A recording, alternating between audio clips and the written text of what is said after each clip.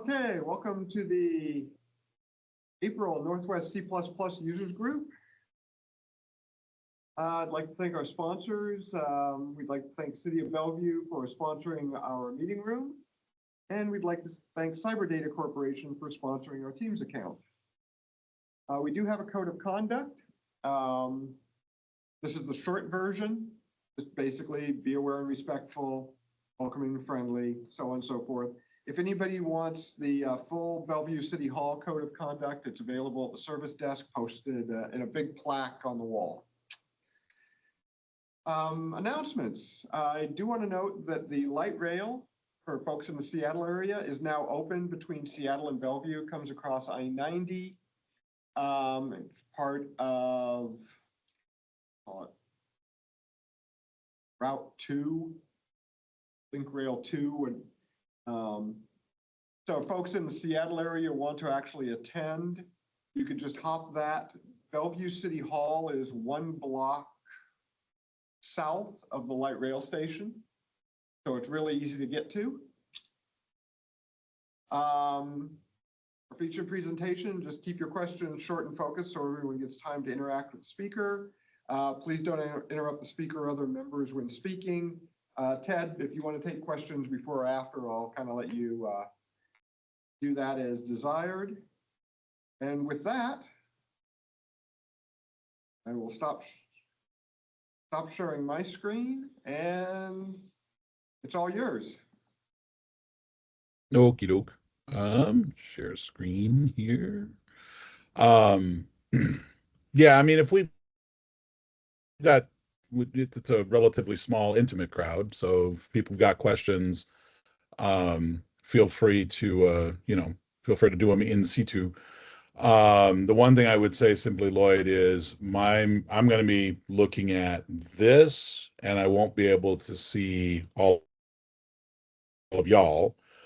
Okay. So if questions come up, just, play moderator or shout over me or something just to grab my attention. So I can do that. Cool. Quick bookkeeping note, if anybody wants to, screenshot this screen, I've got a bunch of demos in a GitHub repo, and I've got the slides available here. As you can see, this is just a straight HTML page. So if anybody wants to grab that, going once, going twice, too late. Could you shoot that to me in an email? Because I will add that to the website as well. Okay, yeah, I'll pass both to you. Thanks. No. Yeah, I wasn't gonna do it right this second. I've got this user group meeting I've got to do. So, so what are we here to do today? First of all, just to be really clear, Nim, the programming language, is a full-blown, programming language ecosystem, the whole 9 yards. So as with most user group meetings, the best I can do is to make people dangerous. I'm going to, as you can see down here in the lower right corner, the slide deck actually has 128 slides in it, these, list of the contents and so forth. I'm not going to be able to get to all of, all 128 slides in one go. Even if I did 2 slides a minute, that would be a little, absurd. But I'm going to, go over some things fairly quickly because they're somewhat similar to, what this group would be familiar with. That is to say, C and C++. There'll be a few things I'll call out in terms of stylistic and idiomatic. I do want definitely to get to the foreign function interface for Nim to talk a little bit about that, because that, again, that's going to be one of the areas that I think people in a C++ background are going to be most interested in. And, overall, the best way to get started with Nim is to get started with Nim. Statically typed compiled systems programming language. They use the term systems here to mean that it can compile directly to native code. It can interact with native code. Interestingly enough, and we'll talk about this in just a second, Nim can also compile to JavaScript. So there's kind of an interesting duality here. On the one hand, you You can use it to build, really low-level kernel-level drivers if you really wanted to. On the other hand, you could build something that rests on top of a browser. And so whether or not we call that a systems language or not is it's kind of an interesting term to throw in here. Definitely statically typed, definitely compiled, and it definitely draws in, particularly as we'll see when we get to the syntax, it draws in a lot of Python. There's, all those who really love their curly brackets and semicolons, you may wish to leave now because we left all of those behind when we walked through the doorway into Nimlang. Let's see. I think I talked about all of this stuff. There is some very interesting meta programming constructs. This is a language that has generics and templates and macros, and they're all a little different. We're not going to have time to go over all of those, but each one of them is a different meta programming construct in Nim, and Nim has all of them. So how do I get started with Nim? Well, on the one hand, you can do the OG thing and go to Nimlang and go to the install page and pick your poison, install it on your machine, and go. If you're of the package manager set, particularly if you're on a Mac or a Linux machine, you can just use homebrew/Linux brew, do a brew install Nim. I believe they also have like Chocolatey and Winget and some other bindings, but I'm not positive of that. I remember looking for it and thinking I found it once, but I can't remember exactly for sure. Or if you really don't want to put anything on your machine, you can always go to the playground and play with it up here. So this is another one of those classic, let's compile it in the browser, let's execute it, and then let's pipe the results back to the browser. So it's not going to give you the full experience, but at least it will give you opportunities to play around with the syntax without having to do anything on your local machine. Because on a lot of corporate machines, for example, they lock them down so tight that people have found the playground a good place to get started. Syntactically, this is what Hello World looks like, because of course, whenever you get started with any new programming language, you must appease the gods of computer science who demand that you at least greet the things around you, aka say hello to the world. Otherwise, all your demos will fail, all your code will be trash, all your AIs will secretly hate you and send messages about you to all the other AIs. As you can see, there's no semicolons. There's not a lot of curly brackets here. We'll definitely see that there are like no curly brackets anywhere inside the language. You can see the hash starts a comment. Again, we'll get more into the syntax in a little bit. But this is our hello world. To compile Nim, once you've got it installed, nimc hello.nim, and then this will turn the hello.nim into an executable of the name hello. And if you wish to run it, you could do nim compile. Technically, according to some sources, nimc and nim compile are aliases to one another. That's not entirely true, as we'll see in a little bit. But you can also add this -r flag, which will allow you to run the resulting executable. So this single line here effectively just combines these two lines into one step, which is great for doing certain build cycles, particularly when you're just getting started with the language. What's technically going on here? Nim actually is interesting in the sense that Nim deliberately takes steps through other languages. So Nim officially is not a compiler, it's a transpiler. It's taking nimc is taking the Nim file and turning it into a .c file and then compiling it with your C compiler. So in order for anyone to be able to use Nim effectively, you have to have some kind of other compiler toolchain on your machine in order to make it all work, because Nim itself will not go straight from source to binary.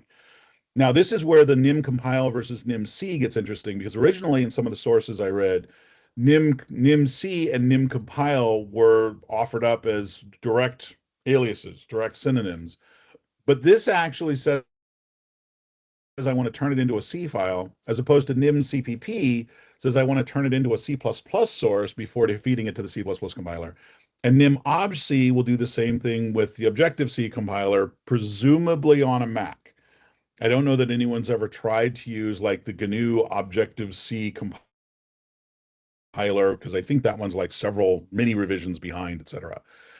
Then there's also Nim.js, which will, again, it's the same syntax. We'll take the Nim, but now it's going to generate one really long JavaScript file, technically JavaScript 1.5, which you would then include from your, from your browser page, etc. Okay. Now, if you're curious to go look at it, all the files will live inside of whatever your home directory. They're going to create a .cache directory and then a Nim directory under that. So if, for example, let me go back here.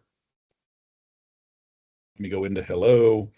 So here is hello Nim, right? Same stuff that we saw on the slide just a second ago. Nim c hello.nim.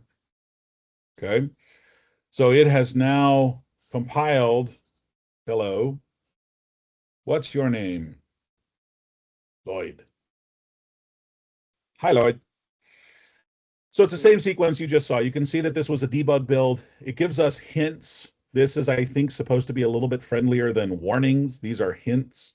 But it also gives us a little bit of information about the build chain that was being used. In this particular case, it's picking up some global configuration stuff, which is always good to know. But in particular, the C source code for this will live under .cache nim. And then here you can see that there's a hello D. Okay, my phone is talking to me, and I'm going to make it go silent. All right, so you can see that there's a hello D directory here. And inside of here, there is a ton of different files. We can see at mhello.nim.c, but we can also see the .o files that were clearly a part of the C level compilation process. We can see a JSON file, which basically contains some information about the hello thing that we just compiled. You can also see references to system.nim, system $nim, system exceptions nim. This is all part of the standard library that also got transpiled into C code and then compiled by the C compiler into a single static executable. So Nim kind of starts life by running, if you will, with the kimono open. I mean, it's basically showing you a lot of what it's doing. Part of that is to make Nim more accessible as a language that's easier to, cross-compile, not cross-compile, but like link and interoperate with other C, C++, Objective-C, or JavaScript applications and programs. So I will pause there and see if there are any questions or if anybody it's like, this is stupid and runs out of the room. I think we're good to go. So far, we've had 2 people jump into the room. So Okay. we're good. You're tracking. Okay. The hall. All right. As long as we're remaining net people positive. All right. A question. Oh, we got one question. Can we see the C file? Can you pop the C file open? I knew hello nim.c. somebody was going to ask that question, which is why I put this down here at the bottom. It is not pretty, but I will open it for you just because, I like you guys. So mhello.nim.c. Yeah, that's what it looks like. Not so bad. And no, I'm not going to explain all that shit. I'm really not. Because, yeah, and there's actually a bunch of stuff that comes. Again, this is really common for a lot of transpiled scenarios, right? When you take a language and transpile it into something else, you frequently want to generate, identifiers that you are, very sure are not going to clash with anything else. There's the standard entry point, which is then going to do a certain amount of, language bootstrapping in order to make sure that all of the rest of the language is configured correctly. We, of course, have to grab the command line and pull that into some place that we know where it's going to be. We then have to, we need to have our languages syntax set up, and particularly if you transpile to C, you're going to set up a ton of macros in order to be able to constantly generate the same C code, but have the macros turn into something different depending upon what platform you're on, et cetera, et cetera, et cetera. So, you know, it's not easy code to read, partly because this is code that you're never really supposed to be looking at. This is all the stuff that, you know, is just kind of supposed to be happening under the under the covers. Don't pop the hood. Think of this as the stuff that your Claude code generates and should never look at it. Think of it as AI slop. That I'm sure is reassuring. Anyway, so let's talk about some of the core syntax basics. First of all, you already saw single line comments. There's double or documentation comments use the double hash, and we do have multi-line comments using hash bracket. Keywords can be used as identifiers if we put backticks around them. That's the backtick, which is in the upper left corner of your keyboard on a US keyboard. And then we will see some compiler pragmas, which use this interesting curly bracket dot syntax to set them off. And if you have multiple pragmas, you can generally include them inside of one of these brackets. So just examples thereof. You know, why you would ever want to call a variable var or call another variable let, I don't know, but hey, there they are. We will see this syntax come up a little bit later, though, particularly when we start talking about how to define operators. This is generally an escape syntax for a lot of different things inside of the language. Local bindings, that is to say variables, although they're not always variable. Var is your standard mutable variable, local variable. Const is something that's known at compile time. Let is something that's not known at compile time, aka something that maybe the user has typed in and has passed back to you. But both const and let, these are immutable bindings. Once they are set, they may never be modified. And again, that is compiler enforced. Var, of course, is variable, hence the name. UTF-8 strings, for the most part, they are entirely case and underscore insensitive, except for the first character. For some reason, Nim really has like fondness for the first character being either upper or lowercase. Okay, most of the time this is not really going to be an issue. Very few people I've ever known try to like create methods that are exactly the same except for like one case letter. And so Nim just says, yeah, let's just make them case insensitive except for that very first character. The type is optional if the value is provided. So Nim does do some type inference, and it uses that Pascal style of syntax. So here we're creating a variable named a of type int. Because we did not give it a value, it defaults to whatever the default value for an int is, which is 0. Here, b is inferred to be an integer because that's an integer constant. And because we had a bunch more, we decided to do them all inside of one block. Again, notice the indentation, notice the lack of any semicolon terminator here. This syntax, this sort of block style syntax is actually pretty common in a lot of the Nim examples where they will just line up a bunch of variables, declare them all at once like so. There's no practical difference. I could have done var C, var D, var E, but idiomatically, Nim seems to prefer this if you're going to declare a bunch of variables all together. Here, this is an inferred integer set to the value 37, et cetera, et cetera, et cetera. Okay. Now, notice this little syntax here. This tick mark effectively says, I want this literal to be of this type. It doesn't come up a lot, but in some cases, you really want to make sure that this is a 16-bit integer, particularly because now L will be inferred to be a 16-bit integer. By default, 128 would be a 32-bit integer. Where are going to be some cases where I really care that much? Primarily in interop scenarios. We have Booleans and all the traditional Boolean operators for relational comparisons. All of the logical operators are spelled out. We do not use symbols for these. It's just and, or, XOR, or not, as shown here. We do have primitive types. You already seen integers. We've got both signed and unsigned ints. The U prefix indicates it's an unsigned int. We've got values from 8, 16, 32, 64, all the usual players.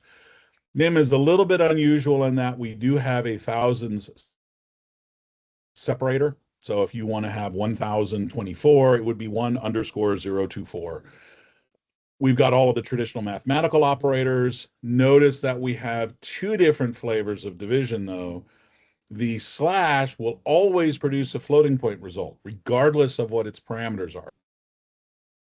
So if I do 1/2, even though those are both integer literals, this is going to produce a 0.5 floating point result. If you really, really want a integer result, you use the div keyword, and that will drop the remainder. And if you then want the remainder, you use mod, which gives you just the remainder, and it drops the actual, even divisor result.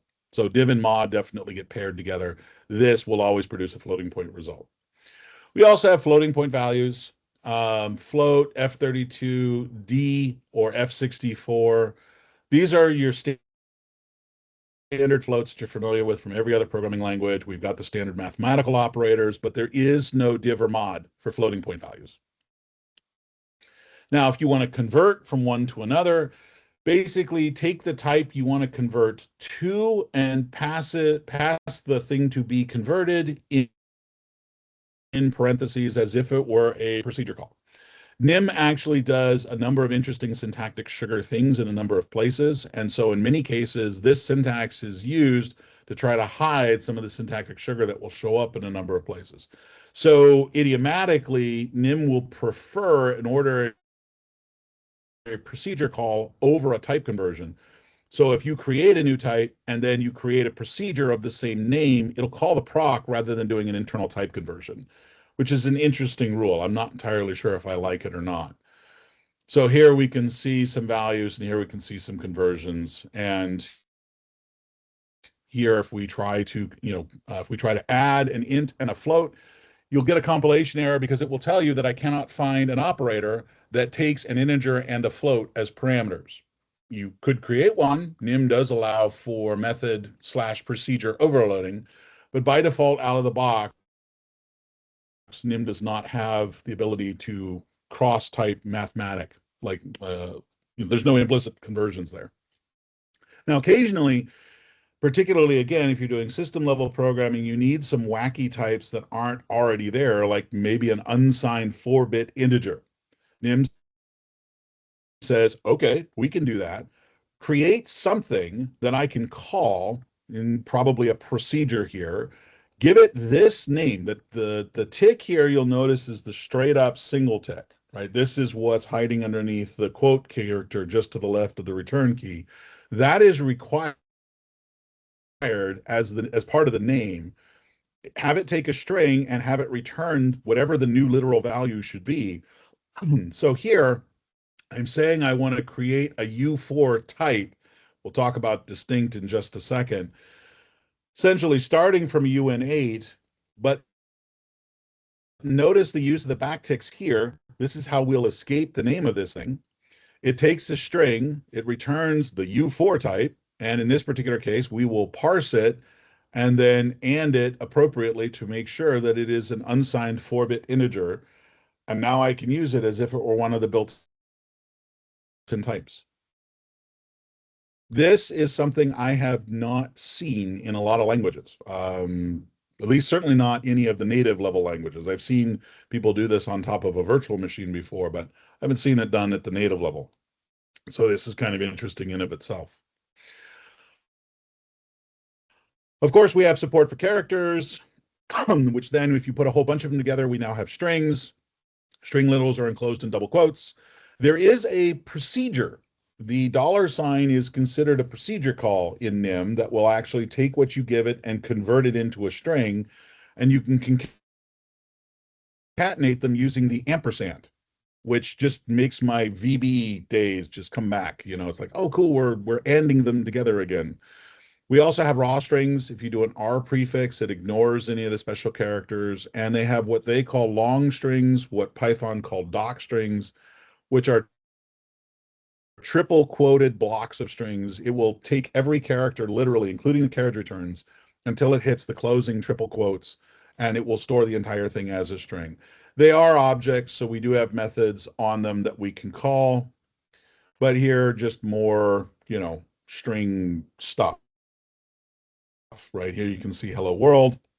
Normally the \T, that will be a tab character. The raw string will basically say, oh, that shouldn't actually have that tab in there. I think it expanded somewhere else. Let's see. Yeah, there's nothing else interesting there. We also have some ordinal types that have what they call special operations. So ord will return the integer value that's used to represent this value. Inc and dec will do increments, and either by 1 or by some number n. The successor or the predecessor, because particularly when working with negative numbers, incrementing and the successor may not be exactly the same.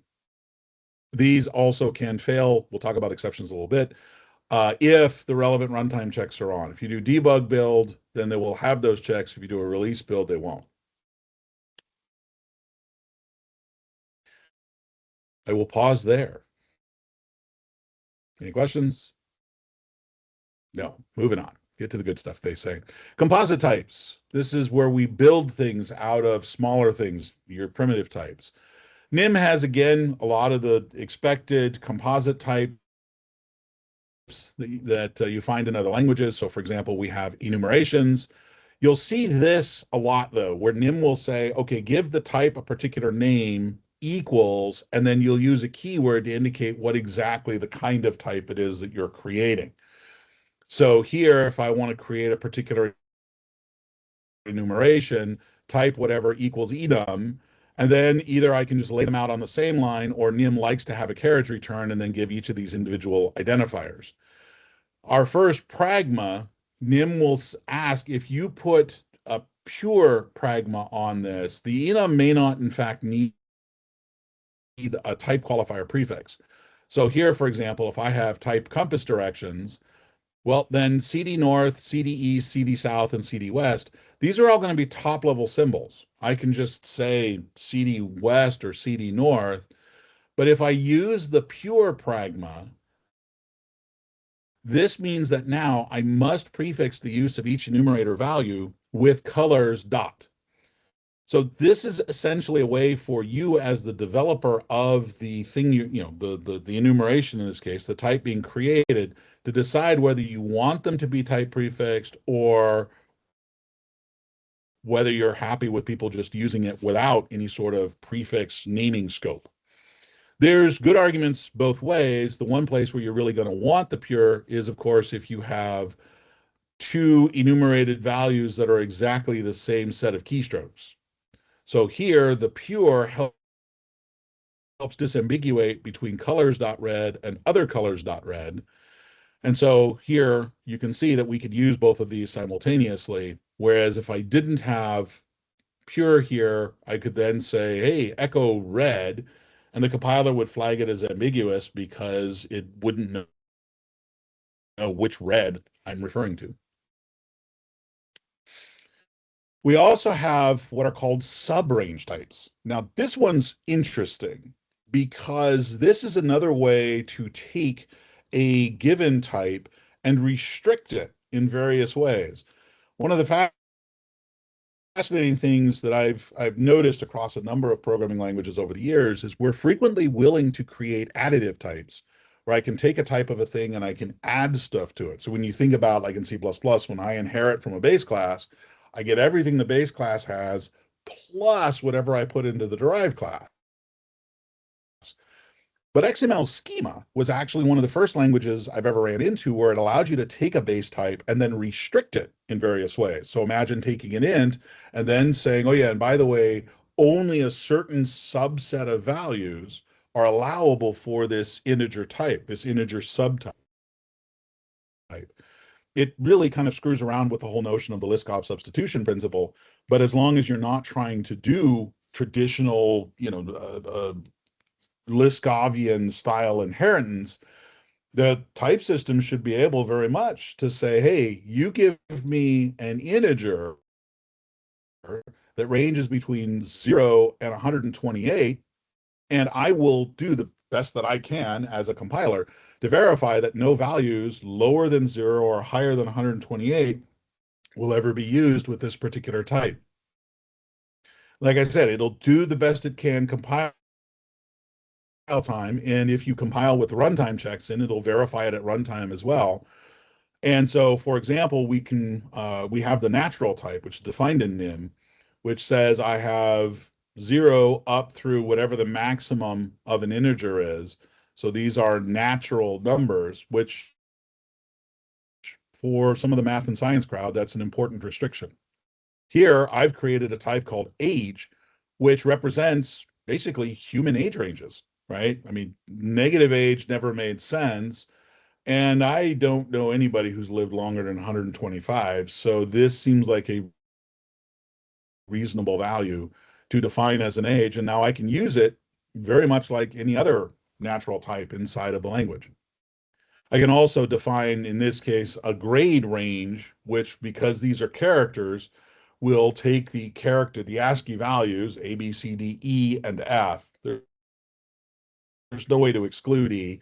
But even so, just being able to say that this is a grade and this is type checked, and the compiler will verify that you're never trying to assign anything lower than A or higher than F, that's kind of a nifty little trick. I kind of like what Nim has done here with that. We also have arrays, the homogeneous container of constant length where the size must be known at compile time. These are very similar to arrays that you've seen in other languages like C, C++. We do have some methods that we can call to get the contents. You can also access them directly using square brackets. Items and M items return the elements in sequence. Pairs and M pairs return element and index sequence pairs. And we'll talk about for loops, which you would use to sort of walk through it one item at a time. They're arrays. I mean, you know, everything you know about arrays, you know about arrays. Sequences, this is a homogeneous container of flexible length. So here, the size of a sequence doesn't need to be known at compile time. As a matter of fact, it can even change at runtime. And the way we initialize this sequence is a little bit different than the array. Specifically, we use that @ symbol and then square bracketed collection of values. Okay. Now, again, if the values are present, Nim will go ahead and infer what the type of the sequence should be. You can always use the new sequence procedure call, and here you would use the brackets to indicate the type of the sequence that you're trying to obtain. So here I'm creating an empty sequence of integers, and I need to provide the int type here because otherwise it can't figure out what it's supposed to be because there's no values to infer from. But F is understandable to be a sequence of strings because of what we provide there. This would be a sequence of characters. This would be another sequence of characters. And sequences being flexible, we have methods to be able to add and remove and so forth from the sequence. Okay. Now, one of the things that Nim also provides is what they call an open array. And the reason for this, at least according to the Nim documentation, is that a fixed size array is often too inflexible, particularly when you're trying to pass these in to various things. You literally want to build a method that doesn't know ahead of time how big the array will be. So they declare the open array type purely as something you can define on a parameter declaration to allow for somebody to pass you an array of unknown size. It supports the length, the low and high operations, and these are type compatible, right? An array of int of size 3 is compatible with an open array of int. We can also pass in sequences because I haven't verified this completely, but I believe most sequences are actually implemented under the hood using array semantics. But Nim is able to do a couple of things because it says it's flexible. I get to control that. You don't necessarily. Now, all of these, we can use the standard bracket style syntax to be able to access the elements. And the Nim syntax, of course, like all good languages, begins at 0, but also allows us to index from the right where it begins with 1, because why be consistent? So here, when I access the first element of J, because we're 0 indexing from the left, well, A is 0, so 1 should, well, actually, that should be B. That's a mistake in my comment. Coming from the right-hand side, though, that will be E because this is one index going from right to left. Now, the way in which people have kind of, explained it in the past is, well, the index indicates how many commas are you going to hit. That doesn't really work when we're coming from the right-hand side. Look, it's 0 from the left, it's 1 from the right, and then just count. We can also do slicing, though, where we can actually take a portion of a substring. So here, if I slice J, I'm grabbing from 0 up through 3, so I get these elements. Or I can do so using a exclusive slice, which is where I say I want to get everything up to but not including that third element, which means we get ABC. Nim also supports tuples, heterogeneous mutable content, fixed size containers. Tuples are basically your stepping stone to objects. Tuples allow you to grab a number of different types, glom them together in a single block of memory, if you will, a single variable reference. And these are structurally type checked. So what that means is if I have a tuple of string int and another tuple of string int, and the first one contains Lloyd Moore 39, and the second one contains Seattle, Washington 9.5 million, as long as they're all string int, they're all the same type. If we want to actually differentiate them based on the name of the type, nominative type checking, that's where we're actually going to get into objects, which we'll get to in a little bit. So here I'm creating a tuple of string int char, and the fields of this tuple are implicitly named field 0, field 1, field 2. Technically, this is an anonymous tuple in that the names are not present. I can give them names, just like so. So this tuple has the name, weight, and rating to go along with its string int and char. And I can also create a type out of the tuple so that now I can just start referencing fruit rather than using the name string, weight int, rating char collection of type descriptors. If you're going to name your tuple, though, and particularly if the tuple is going to have named fields, I mean, you are about that close to defining an object anyway. So you may as well define an object. I don't see in a lot of the Nim code that I've looked at, I don't see people doing a lot of name tuples. There's like 1 or 2 cases where they really want to represent that this is a named collection of values, but it hasn't crossed the line into object semantics. But those are generally pretty rare. Most of the time they look like this, or they will look like this. And this, by the way, if you ever wanted to define a procedure or method that had multiple return values, you would just return a tuple of bool, indicate whether the call succeeded, and then a particular type indicating, the actual result of doing the method call.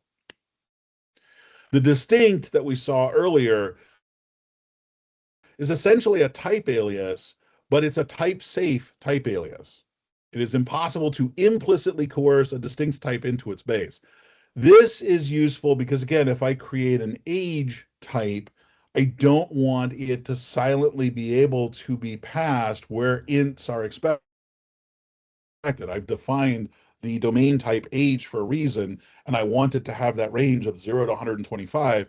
And if you accidentally pass it into a calculator method that takes 2 ints, I really want the compiler to tell me, no, you cannot silently convert an age into an int. Now, the problem is if I do that, so here I've defined the dollars distinctly as a floating point type. By the way, don't ever do this. Never use floating point for dollars, but this is one of the Nim examples, so I'm pulling it forward. And I'll explain the star in a little bit, just park that. The problem is I've created a distinct type. Nim will not allow me to just, add them together unless I do what Nim calls borrowing. So here I've defined this proc. So this will allow me to multiply A and B, which are dollars.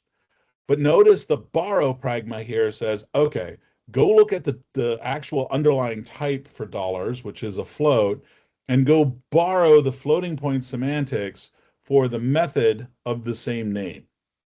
So this is a quick and easy way that allows us to add and multiply dollars so that they remain type safe without having to go off and re-implement all of the mathematical operations. Now, it would also make sense to implement subtract and maybe divide, although I don't know how often we divide dollars by dollars.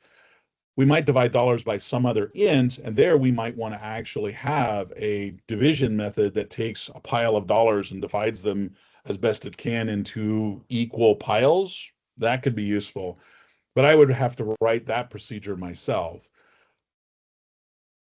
For the others, I just want to borrow the traditional floating point implementations, and so the borrow pragma will tell Nim, just go ahead, we're going to keep this here so that we know that they're defined for dollars, but the actual implementation will be one that you already know how to do. Okay. And again, notice we use this syntax to say, by the way, this literal is not an integer literal, it is a dollars literal. And if I try to assign a standard integer to this dollars literal, it will not compile, but I can certainly do so as long as I'm giving it dollars. You can only do this for dollars. Nim actually mentions that one of the ways that this can be used for is to actually ensure that we don't ever cross currencies. So I can't just take euros and dollars and add them together. They have to go through some kind of conversion. The same thing would happen with like the metric system. I never want to add meters and kilometers together as if they were the same unit. I always want to convert kilometers into meters or meters into kilometers. I have to do some kind of unit standardizing before I'm going to be allowed to combine those values. So again, this is a useful way to leverage the type system to help remove a critical class of errors. And again, just a reminder, again, never use floating point values for money. Bad, bad, bad. Questions on composite types? Lloyd, you look amused.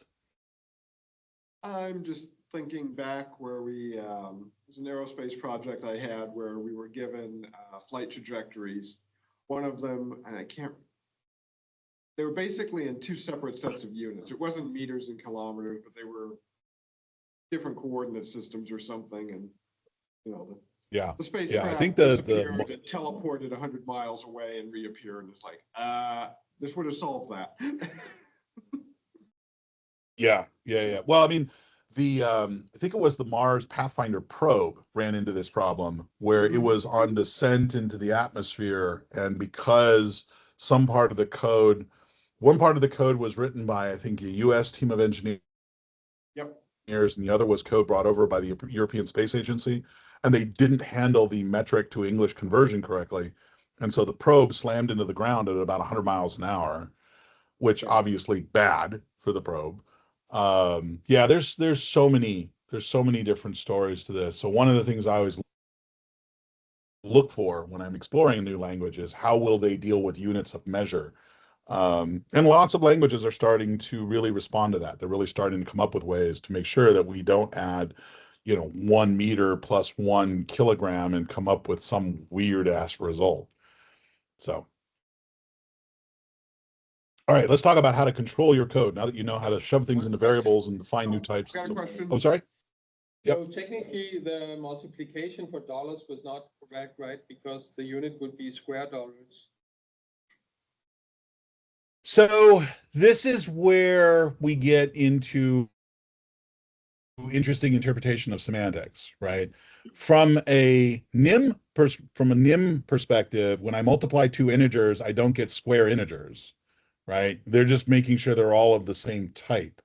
And so Nim is going to say, nope, you multiply dollars against dollars, what you get is dollars. Now, when you get into physics, that's going to be a different scenario because obviously if you're calculating area, right, it's not the same, square feet are not the same thing as feet. Unfortunately, I don't think Nim knows quite how to do that unless you write the procedures yourself that take take feet and multiplying gives you square feet. But now you get into the scenario where it's like, well, I really want 4 repetitions of the same 6-foot length as opposed to doing a 4x6 square. So now we start defining what we mean when we say we want to multiply something times something. And yeah, the language just hasn't caught up to that. So sorry. Yeah, the problem we ran into, we looked at coding systems and various numerical packages to try and address it. And it's actually, when you get into the physics land, it's quite a non-trivial problem. Because you actually have to build into the language the physics model that you're using. I think Julia has something. Okay. I can do that. Yeah, Julia as a language was definitely designed more for that.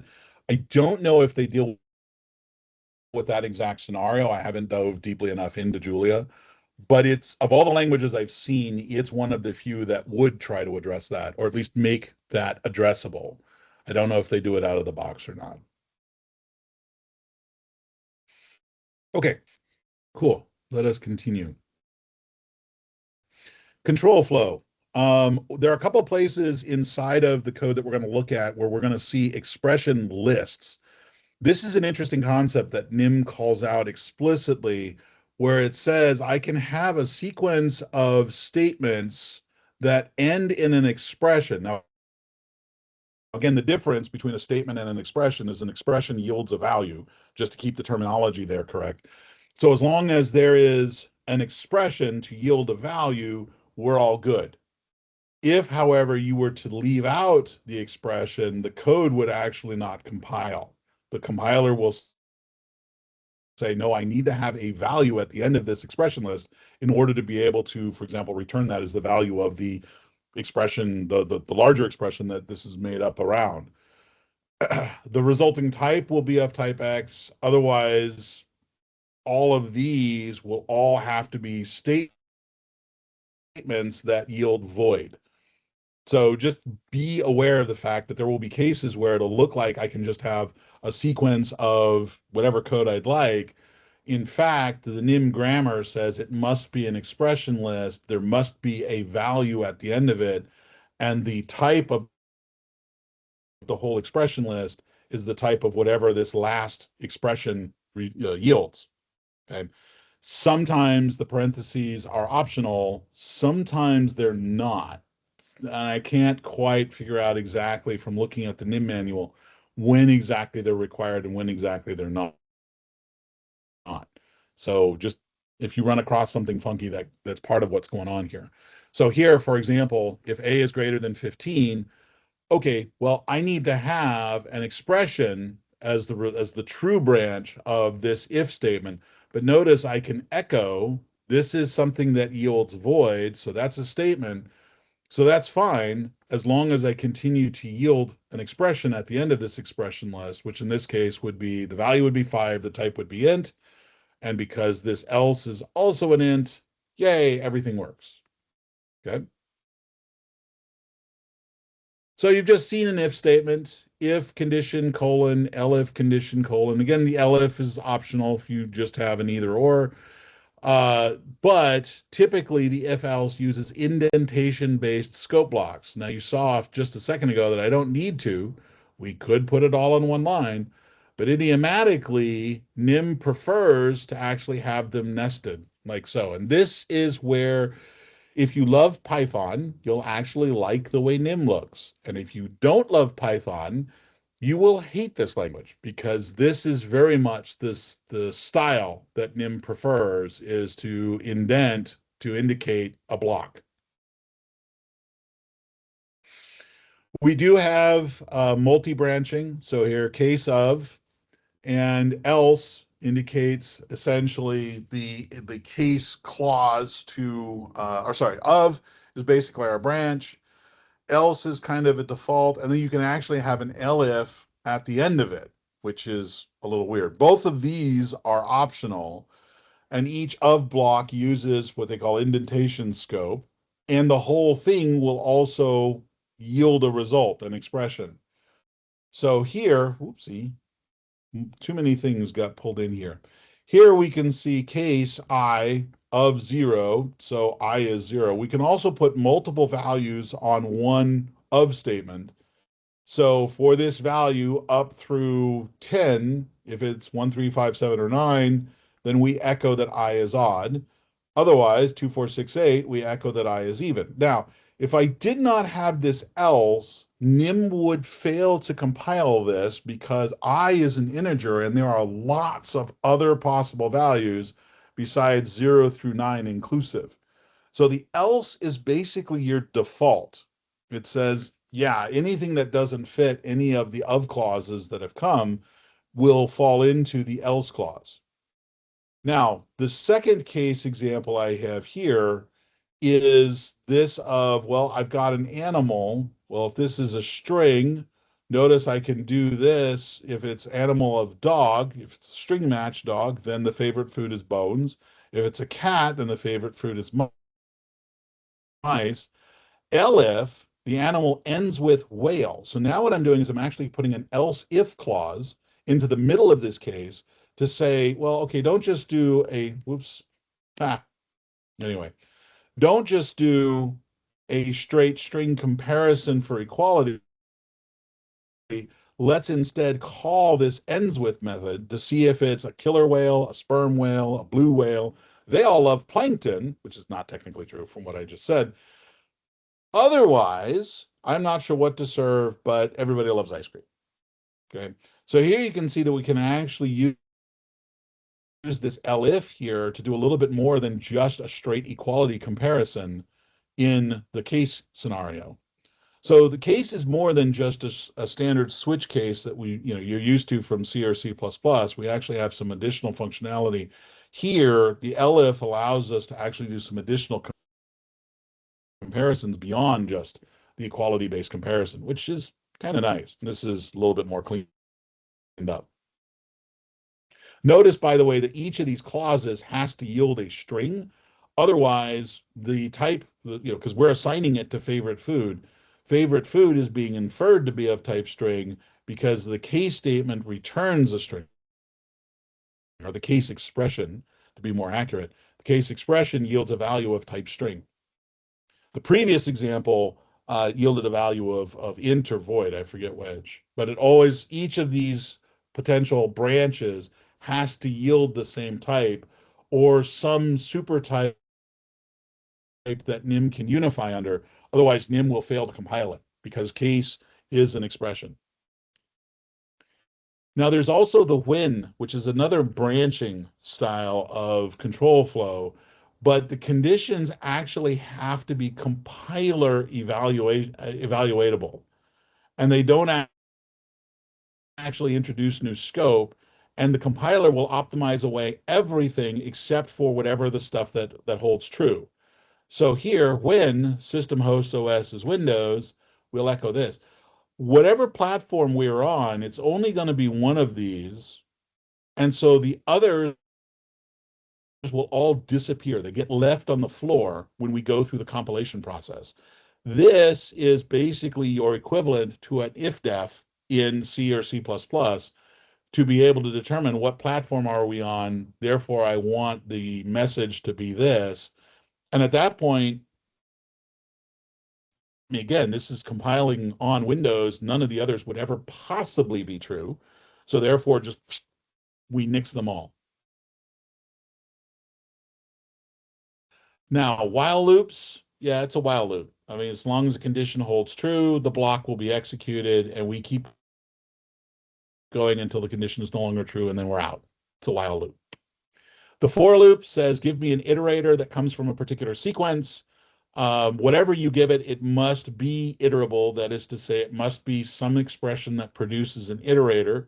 Common such expressions, if we want to do range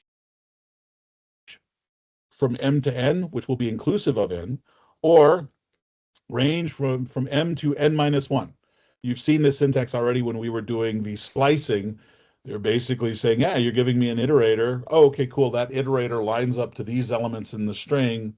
So therefore, syntactically, it's the same thing. And again, a nested scope block executes on each iteration. we can actually do a tuple pair depending upon what the sequence is. So for example, if this is an array, we can actually get an iterator that is the tuple pair of both the index where we are in the array as well as the item. So here I'm just saying, give me n from 5 to 9, not inclusive, so 5, 6, 7, 8.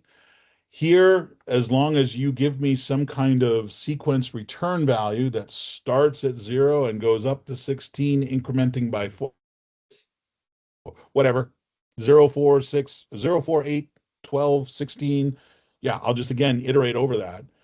Here, I'm using that tuple-based approach that says, well, here is the array, and I'm going to use the pairs method to give me the tuple pairs of 0A, 1B, and because there's only 2 elements in that array, that's as far as it'll go. Typical loop manipulation, if you want to break, this will terminate the block of code that you're in. If you want to continue, that'll just go ahead and stop from where you're at and go back and start the iteration again, doing the testing for conditions, et cetera, et cetera. They behave exactly the same way as they do in any other language. Nim also, though, allows us to explicitly create blocks of code. The block keyword says I am defining a block of code and I'm giving it a label, which is optional, as you can see. And this is useful in some respects to just say, hey, I'm doing a block of code, and when I break, I'm going to leave the while loop, but I'm still in the block itself. This shows up periodically, particularly if I need to do any sort of labeled jump, to be able to say jump to here, but then I want to execute. And this will, the whole notion of the block is it creates a scope block so that any new local bindings that are introduced here will not be visible outside this block. This guy will show up in a couple of particular cases. I don't see people using it idiomatically a lot across Nim, but the first time I ran into this, I'm like, what in the hell is this? I mean, I could kind of tell it was introducing a block, but I didn't know why. And it was because they explicitly wanted a scope block. In C and C++, you could always introduce a new scope block, but just dropping a left curly bracket anywhere you wanted. And so I think the creators of Nim felt the need to surface that through the Nim syntax as well.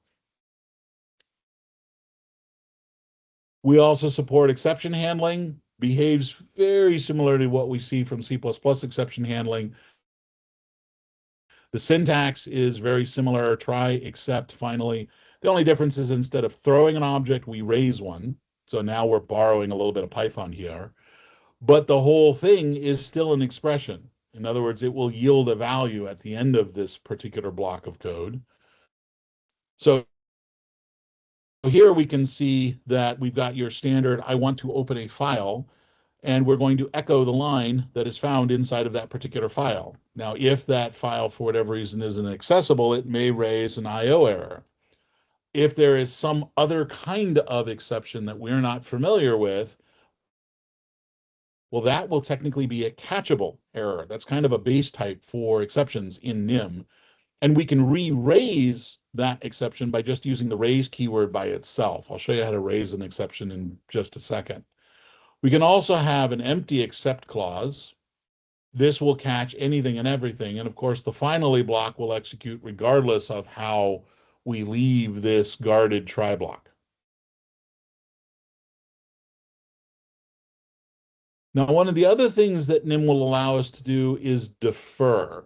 This one is fun because this guy essentially negates the need, or at least this is its intent, is to negate the need for destructors.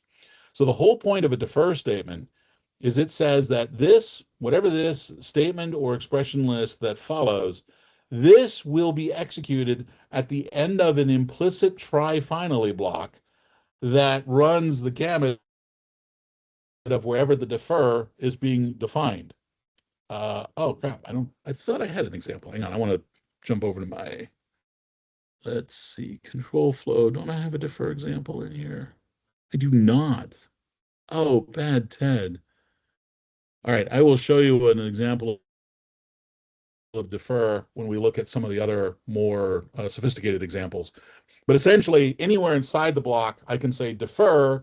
So if we go back here, instead of doing the try finally, here, right after the open, I can say defer : close, and the compiler will essentially make sure that no matter how we leave this block of code, close will be called implicitly. And I can just drop defer statements anywhere I want. So throughout the lifetime, if you've got a really large body of code, throughout the lifetime of that block, you can say, oh yeah, by the way, we just opened a thing. So defer, close that thing when we're done with it. And a little bit further down, oh, we just opened a new thing. Cool, defer, close this new thing that we just opened. It's kind of a nice way of establishing. Again, the defers will be called in sort of the reverse order in which they're established. So, it'll follow the semantics that you would expect. They're kind of implicitly nested in that respect. But we don't have to get super crazy with some of the syntax and run into some of the issues that C++ did with destructors being invisible code that fired and people didn't know it. I've heard a lot of people offer up criticisms of destructors that I didn't think were warranted, but defer addresses a lot of those criticisms very directly. Questions on control flow? Just a quick note on time, Ted. We've got about a half hour left too, so. Yeah, going. Yep, no worries. Let's talk about procedures. Sorry, go ahead. Oh, I was just gonna say we could always do part two if folks want as well. So. Yeah, we'll see. We'll see how far it goes. Procedures. The interesting thing about Nim, a procedure must be defined or forward declared. It's a one-pass transpiler, and so if it hasn't seen something before you try to utilize it, it will complain. So the solution is to forward declare it. But we use the proc keyword. You give it a name. You give it the parenthesized parameter list. Again, we use that Pascal style colon type notation, and then the equal sign followed by a block of code. Now, I mentioned earlier that asterisk that showed up. So here we see example, for example, a Fibonacci sequence, right? The asterisk indicates that this is actually a symbol that is being exported for use by other modules. Okay, so anything that doesn't have the asterisk on it is implicitly private. So both Fibonacci and Fibo2 here, these methods, they're inside the same file, which is basically module scope in Nim. Inside the same file, I can call these all I want, but from anything outside of this file, they do not exist. These are private to the module declared methods. Now, the other thing is Nim will allow for nested procedures. So here I've created basically a slightly different implementation of Fibonacci that instead of being just straight recursive says, oh, well, here, let me define the canonical implementation of Fibonacci. And, if n is less than 2, then just return whatever you passed me. Otherwise, call the internally recursive one. And again, the user is not in any way sure. But because inner Fibo is declared inside of Fibo2, it is effectively hidden from the outside world. So this code would not compile.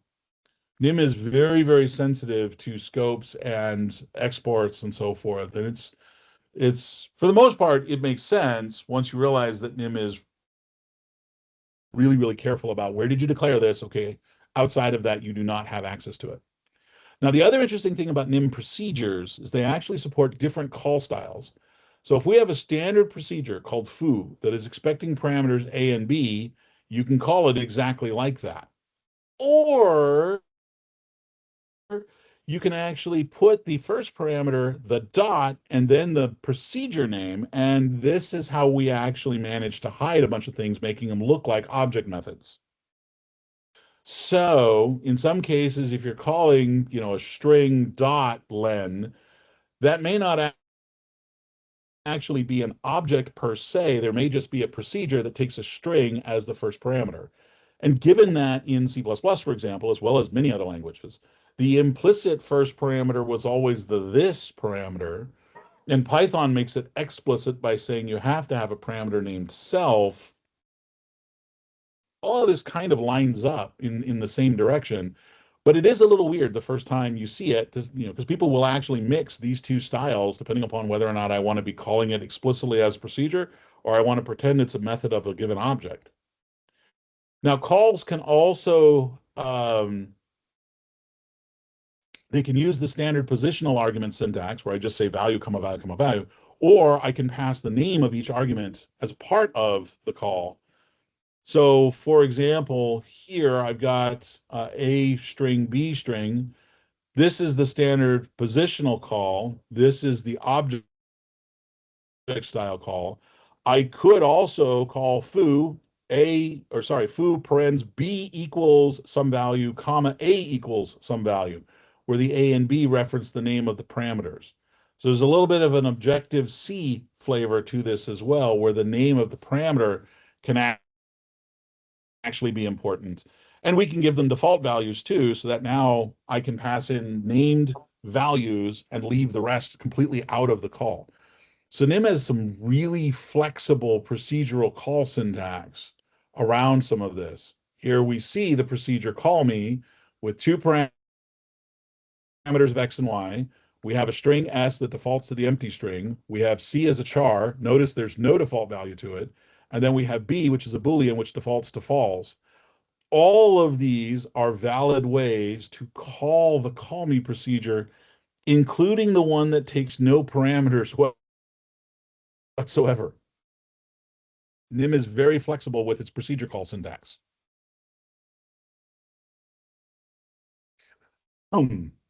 Now, I mentioned earlier the implicit this that we're familiar with from various languages. Nim also has an implicit result variable. So this, of course, refers to the object on which this method is being invoked. Result is implicitly the value that is returned, either if you use an explicit return or if no return is used. So here I've got a procedure, takes a question and tries to get a yes, no value out of it. Notice here the echo is making use of the non-parenthesized style of call to say, here is the question, and by the way, here is the prompt, and so now it's going to print both of these out to the screen. We set up answer to default to false. While it's not true, we just keep reading from standard in until we get something that we recognize. Otherwise, we keep yelling at the user, please be more clear, yes or no. Okay. Now notice here I explicitly set result to true or set result to false, so that I don't need to explicitly say return true or return false. It's just automatically going to be that value when we exit this. And because we set answered to true here, well, then we'll drop off the end of the while, we'll drop out of the while loop. That's the end of the procedure. And so implicitly we return result, which is how we get either true or false to whomever is calling this. Now notice the procedure here is explicitly declared as returning a bool. If you're ever not quite sure what your procedure wants to return, you can use the keyword auto to indicate that the compiler should infer what the return type should be. Now, there is a no side effect pragma, which essentially takes the procedure and turns it into a function, which means it cannot have any side effects, right? It's purely taking the parameters and yielding a value. And if I call it a bazillion times, it'll always return the same value a bazillion times and nothing else changes. There's the func keyword, which essentially declares a procedure with no side effect implicitly pragmaed on it. So it's exactly the same syntax as what I just showed for procedures. It's just now we cannot modify anything in any sort of global state. Idiomatically, Nim seems to prefer procs over funcs. But, you know, again, if you're a closet functional programmer secretly wishing you could write Haskell code, then I would suggest using func instead of proc through all of your code. Now, if you wanted to create a new operator or change the semantics of an existing operator, that's just a procedure with a funny looking name. The symbols will take on the name position in the procedure, but it must be backticked surrounded. So here I have created the UFO operator to do that canonical C style of comparison, which says, give me a left hand and a right hand, and I will return either -1, 1, or 0, depending upon whether it's less than, greater than, or equal. And so now I can use the UFO operator anywhere I like to compare values. And this will yield -1, 1, and 0, respectively. Now I can always call the procedure by traditional procedural syntax by using the backticks. And Nim will infer that this is infixed notation by virtue of the fact that there are two parameters here.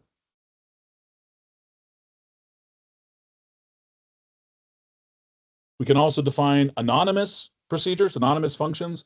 Nim actually has two different syntaxes. We can do a proc syntax, which is just the regular procedure syntax with no name. We can do a do notation, which looks more like this, but there's also a standard library that uses some macros to give us traditional arrow-like style closures. So here we can see a powers of 2, and I want to filter.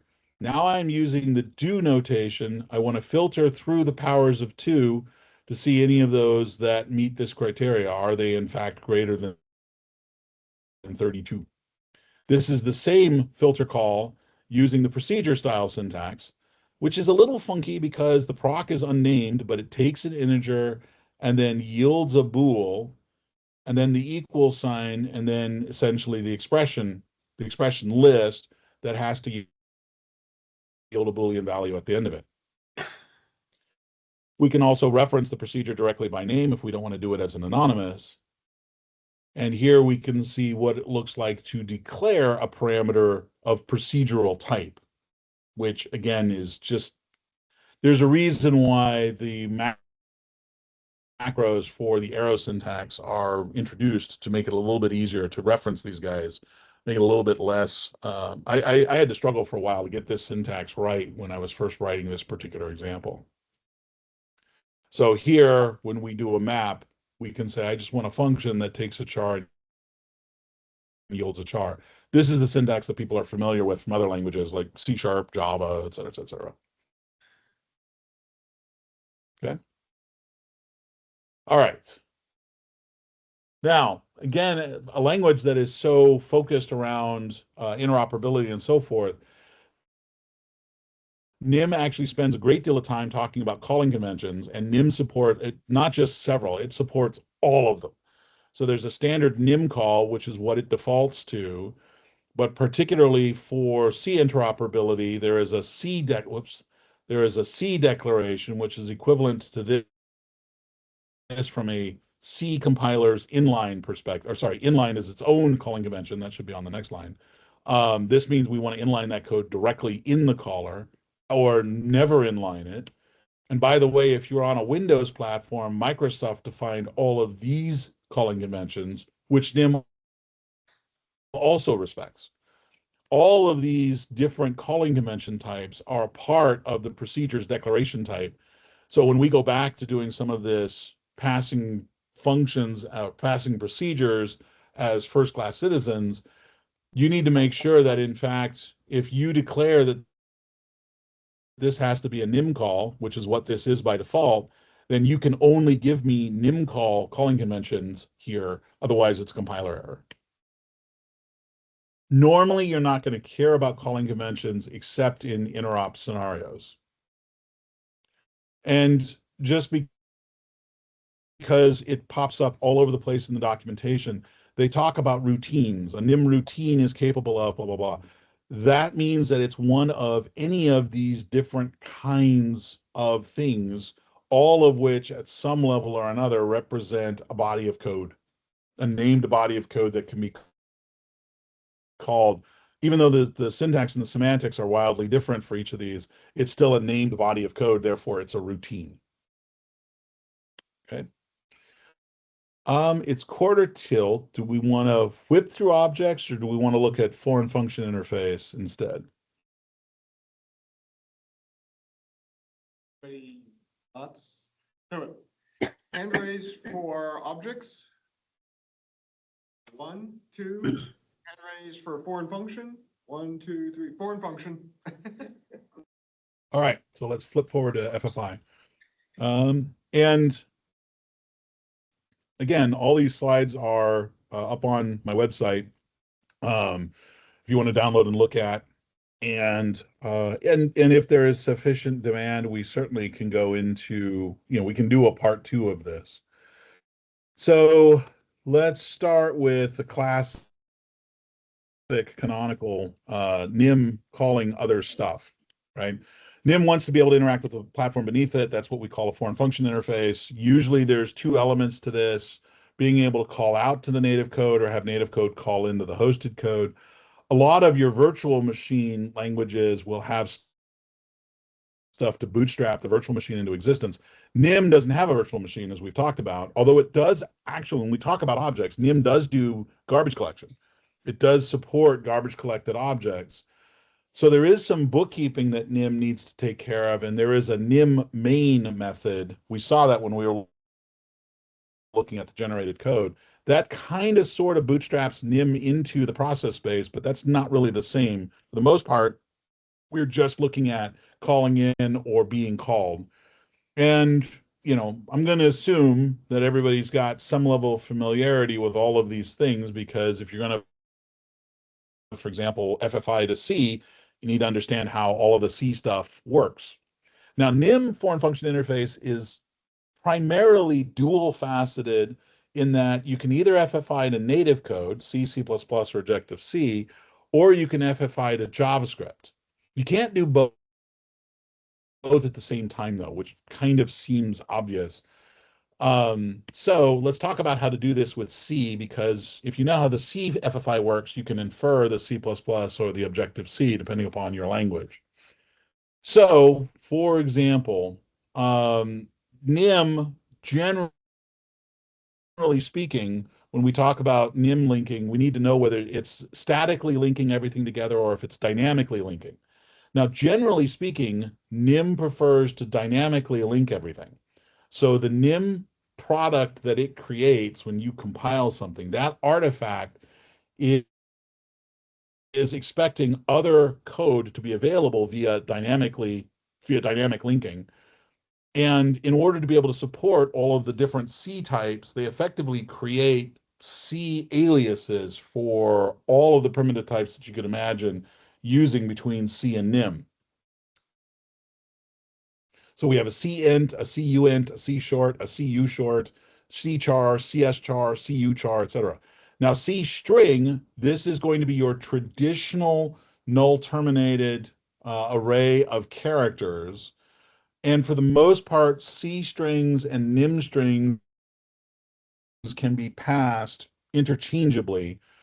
But obviously, if you're going to pass a name string in for a C string, you're going to need to make sure that you don't damage the string. There are a few cases, there are a few caveats that the Nim manual will talk about when talking about if you want to like pull a string apart and pass it to Nim. There are several things you need to be aware of, because strings are actually managed by the garbage collector. So if you want to call a C exported function, I want to call into something in standard IO. Step 1, you declare the procedure ahead of time in a declaration wrapper. Essentially, it's just the declaration without any implementation body. This is pretty standard for any foreign function interface. The language needs to know what it looks like in its language syntax. The key is to make sure that the types that you use for this wrapper type use the C types to line up precisely with what the C library is expecting. Then you take this declaration and you annotate it with the appropriate pragmas, specifically the import C, which says this is actually going to be we're going to import this from C code, from a C library, and the C header file. Now, I'm not entirely sure why Nim cares about the header file, because a lot of the information should be present in the binary. I think it's because not all of the information that Nim needs is present in the binary. By the way, if you want to use if the name coming out of the library is different from what you want your function to be declared as, your procedure, you can pass in a different name, but the import C name has to match whatever's in the static library. If you declare your Nim wrapper the same as the exported name, then they'll just line up magically. If there's variable arguments, you'll have to declare that. And is this procedure discardable? One of the things Nim will do is it will compile check that you have made use of the return value of a procedure. And if you have not, it will flag it as an error. So putting all of this together, we have the standard IO puts function, which says, give me a C string and I will print it out to the world. So if I want to call that, I declare it, it's a proc. Notice the absence of return value here means that it's yielding void, so we don't have to worry about whether we need to discard the return values and what have you. Notice that the parameter is declared as a C string, so it's expecting a ASCII, null terminated, etc. We must have the import C. I don't need to change the name because the names match up, and this is coming out of the standard IO header. If you put this into your Nim code, and assuming the standard C library is discoverable on your path, which almost all of them are, then this will just work. And we can do the same thing for printf, except printf, of course, returns an int, the number of characters printed out, and it supports a variable argument list. So in order to make sure that Nim gets the parameters correctly positioned on the stack in classic C vararg style, we have to put the varargs annotation in here as well as part of this overall pragma declaration. Now these guys, they don't require anything beyond what you see here in the Nim code, okay? Because these are both part of the standard C library. If you want to do a C declared structure, this is where things get a little bit trickier. Again, we're going against the standard C library, but now we're actually using time. So there is a type that is an int64 representing the number of milliseconds since the turn of the epoch. I forget exactly what this is representative of, but notice the use of the pointer here because the C standard library wants to take that as a pointer value. Again, just straight import C, whoops, and a header like so. And then there's that time structure. Well, this is the one where we actually break it out into different pieces. So there's the TM struct coming out of the same time header, but it is of type object, and it takes a minute and an hour as its fields. And again, these guys basically just line up, so there's no additional annotation work that needs to be done here. And these guys I can call just as is, flawlessly. If I want to get a little more exotic, FFI Nim calling C. So here I have just a straight C function, take two integers and add them, but this is raw C code, right? This is code that I wrote, I maintained, and I want to call from Nim. Here is my calc. Notice the compile pragma here has logic.c here. That's the name of my C file. Because Nim will convert all the Nim code to C code and then compile the resulting C code, we can actually tell Nim, hey, by the way, while you're at it, compile this C file alongside of it. Here is the forward declared procedure for that. And now Nim will just pick it up and yeah, we're all good. I'm just going to compile that along the way. The Nim interop is such that, for example, people who are familiar with SDL, this is the standard, what is this? The simple direct library, I think is what SDL stands for. This is a foundational piece for graphics, audio, sound, etc. A lot of games use SDL as a basis. And so here, this is example code, and this is where I wanted to show you this. When I spin up SDL, I need to initialize it. And assuming the initialization works, I need to call quit to clean up everything. So as soon as I know the initialization has worked, I say defer SDL2 quit. Then I try to set a hint to SDL to say, hey, this is the quality and the scale I want to render things at. And then I want to create my window like so. And if that works, then I want to make sure that before I leave this method, I destroy it. So this is what I mean about some of the fun parts of the defer, is it makes it really easy for interrupt scenarios to ensure that we clean everything up on our way out. And then here I just keep going over and over and over again. This is my game loop. It's not a very interesting game. It's literally just a blue square. But this is the standard SDL library. And assuming SDL is installed on my system, presumably using something like Homebrew, this will allow me to write a game, and I don't have to worry about any of the specific linking and all of that kinds of stuff. It's a nice language. I really like Nim from the standpoint that it's a viable, I wouldn't say it's a viable alternative to C or C++, but particularly for greenfield projects where I definitely don't necessarily, where I don't really want interns, AKA coding agents, who are basically interns. I don't want them messing directly with pointers and such themselves. So Nim actually presents a nice, reasonable, I mean, it's all still there. I can still access it. But the fact that Nim is garbage collected for objects takes care of a lot of what I need for memory management. And it will give me a nice system level to be able to build system level things without having to get too deep into header files and throwing compiler switches and all that kinds of stuff. So yes, I went very quickly. Yes, there is more to go over, but you have now been introduced to Nim. And so in the grand traditions of Nim, I now bless you as junior Nim developers, go out and build all the systems. Cool, thank you.